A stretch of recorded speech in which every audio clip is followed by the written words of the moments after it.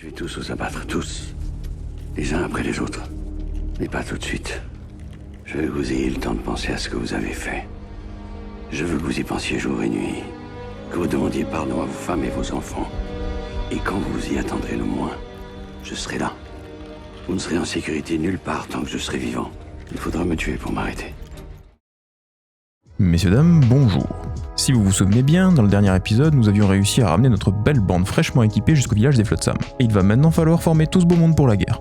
Dans le doute, je vous remets vite fait les stats de tout le monde et je referai la même chose à la fin de l'épisode. Comme ça, vous pourrez voir l'évolution. Encore une fois, je passe ça rapidement pour ceux qui s'en foutent, comme ça, ceux que ça intéresse peuvent mettre pause.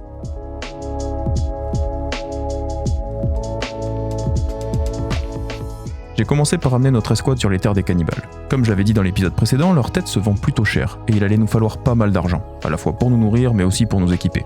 On avait des armes très rudimentaires et à peine de quoi nous protéger. Vraiment rien qui puisse rivaliser avec les armures lourdes des paladins.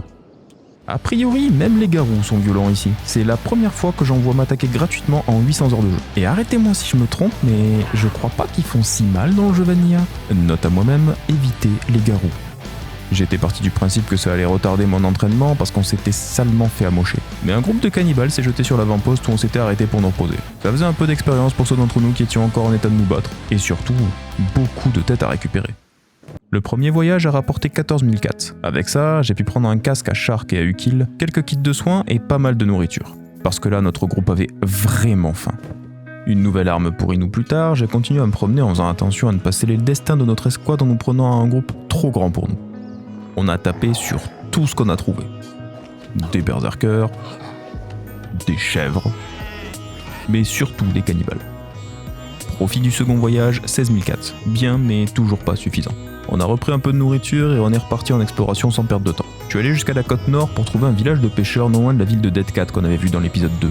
Mais rien de bien transcendant là-bas. Le département de la Meuse compte plus de bovins que d'habitants, ce n'est pas une blague. Sur le trajet du retour en repartant de là-bas, par contre, j'ai trouvé un groupe de mercenaires et comme il nous restait 10 000 cats, je me suis dit que ce serait pas idiot de les engager pour 2 jours, histoire de nous assurer de pas finir dans le ventre d'un groupe de cannibales. J'ai aussi croisé des nomades qui vendaient des animaux. Oui, je peux recruter que d'anciens esclaves. Mais techniquement, cet animal sauvage a été arraché à sa liberté par ces villes nomades.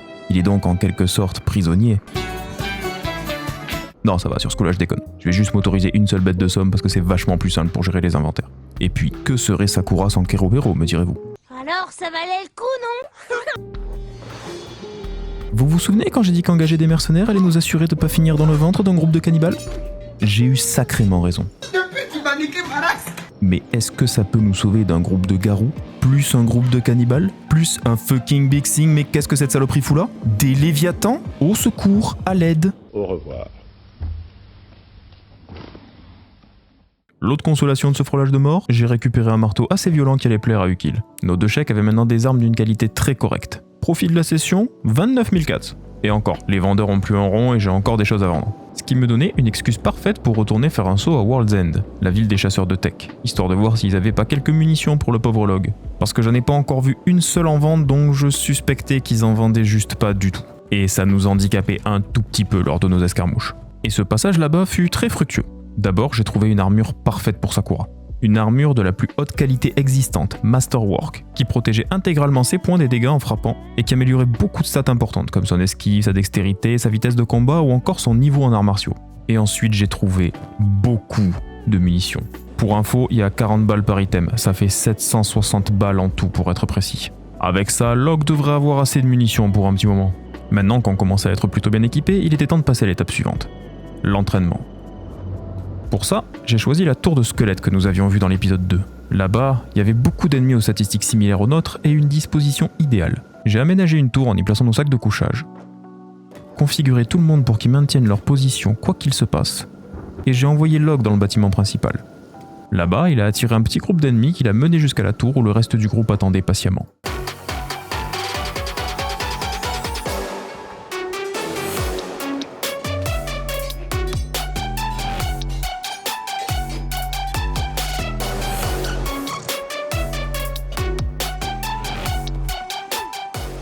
On a même eu droit à une foutue araignée de sécurité. Et ces saletés font extrêmement mal. Bon. Et si on passait directement au moment où Sakura et Spike se font arracher un bras? Non, je déconne. Pour Sakura seulement. You really not gonna take my hand? 'Cause you're lucky you even still have a hand. Disons que Log a attiré un peu, vraiment, juste à peine, trop d'ennemis. La conséquence fut une démolition totale de notre groupe. Et encore, je vais vraiment pas me plaindre que Spike ait perdu un bras parce que ça aurait pu être bien pire. Tout le monde était encore en vie et franchement, vu la dérouiller, c'était un miracle. J'ai remis tout le monde sur pied. 9 membres pour 2 sacs de couchage, c'est un peu pathétique, on va pas se mentir. Et j'ai dû me résoudre à plier bagages. Il nous fallait plus de lits et une prothèse pour ce pauvre Spike qui ne pouvait même plus porter son arme. Regardez-le tenter de se battre avec son petit poing de hiver. Il me fait un peu de la peine, hein. Une grosse session de chasse aux cannibales plus tard, nous étions de retour à World's End. Et je me suis pas foutu de Spike. Un bras spécialiste pour monsieur. Malus en crochetage, en vol à la tire et en nage, mais petit bonus en dextérité qui fait plaisir. Et surtout pratiquement 2 fois plus de durabilité que son ancien bras tout frêle. Ça valait le coup de s'être fait démembrer, non? Et puis bon, quitte à faire un dos d'honneur à la nation sacrée, autant le faire avec un bras robotique, ça doublait la provocation. Ensuite, j'ai pris non pas 1, non pas 2, non pas 3, mais bien 5 sacs de couchage supplémentaires. Ce serait beaucoup plus simple de nous reposer comme ça. J'en aurais bien pris 2 de plus pour qu'on en ait un chacun, mais c'était tout ce que le vendeur avait. Donc ça attendrait. De retour à nos squelettes. Et cette fois-ci, on rigole plus.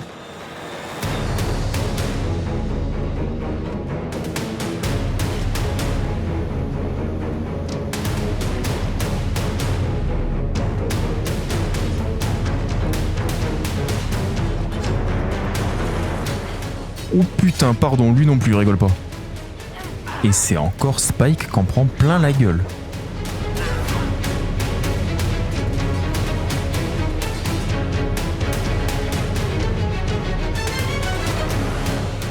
Non, vous rêvez pas, il était vraiment à 2 doigts d'arracher un bras utile.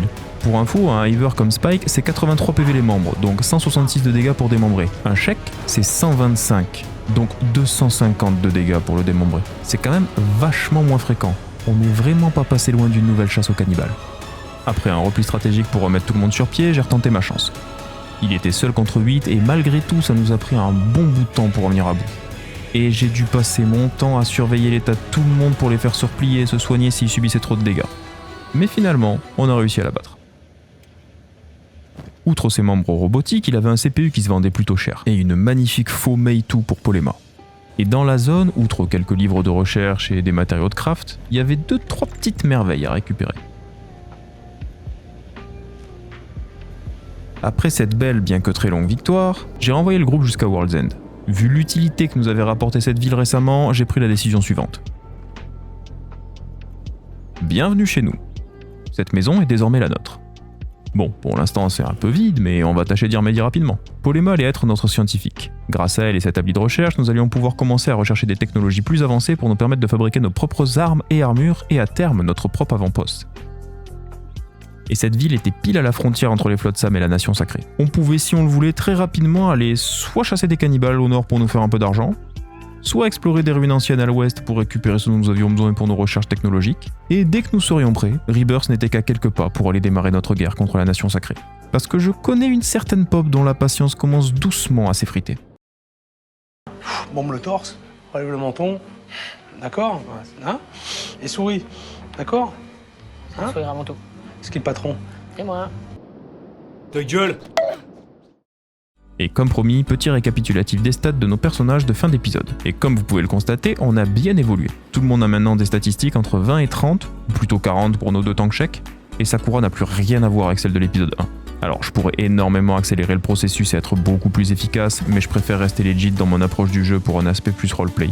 Je trouve que c'est bien plus satisfaisant pour un rendu vidéo comme la série que je propose de voir un personnage évoluer lentement que de le voir passer du niveau 1 à 95 en résistance en 2 jours en se faisant tabasser en boucle par des bandits affamés. À part Techlos, on a commencé à construire quelques petites choses dans notre nouvelle maison. Nos possibilités n'étaient pas encore énormes, mais on a pu commencer par mettre un coffre pour ranger nos armes. Elles nous servaient à rien pour le moment, mais elles étaient de bonne qualité et elles pourraient potentiellement servir à de nouvelles recrues. Donc maintenant qu'on avait un domicile fixe, je préférais les garder au chaud plutôt que les vendre.